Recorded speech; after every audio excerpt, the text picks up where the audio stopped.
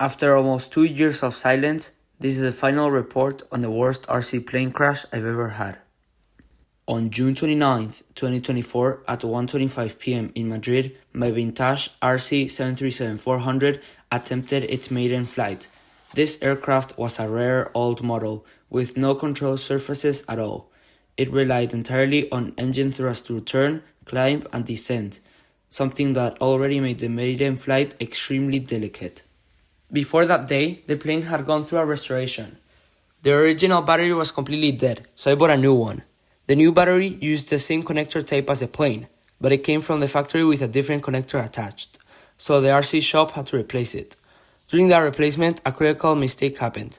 The technician soldered the connector in reverse polarity.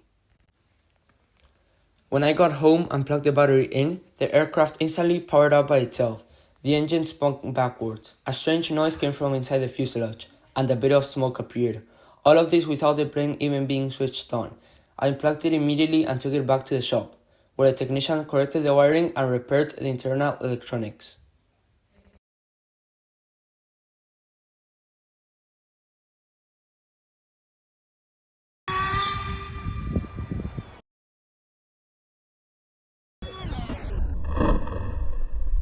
But the damage was already done. Even if the plane worked again, reversed polarity can weaken components in ways that don't show up until the aircraft is under load. On top of that, the new battery was lighter, shifting the center of gravity and making the aircraft even more unstable than its original design. On the day of the maiden flight, there was wind. Not a storm, but enough to be dangerous for a model that depends entirely on thrust to control itself. After I threw the plane into the air, it fought the wind for barely a second. With no control surfaces, a shifted center of gravity, and electronics that had suffered a major electrical incident, the aircraft had no chance to stabilize.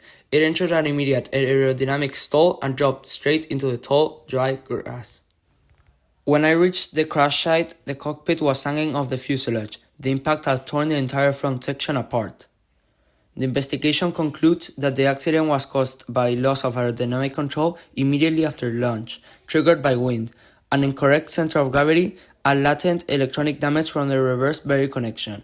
Contributing factors include the aircraft vintage design, the absence of control surfaces, the old radio system, and the decision to perform the maiden flight on risky conditions. Following the conclusions of the investigation, Pelton Airlines has officially taken full responsibility for the accident. The airline acknowledged that the maintenance error during the battery connector replacement, combined with inadequate pre-flight evaluation, directly contributed to the loss of the aircraft. As a result of the financial impact, the reputational damage, and the cost of repeated restoration attempts, Pelton Airlines has sadly declared bankruptcy.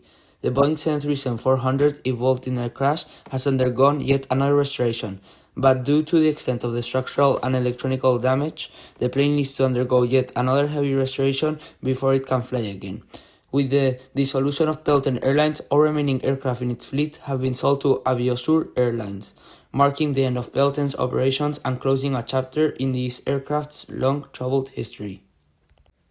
This report closes the story of the crash, a chain of small issues, each survivable on its own, aligning perfectly to make the accident unavoidable.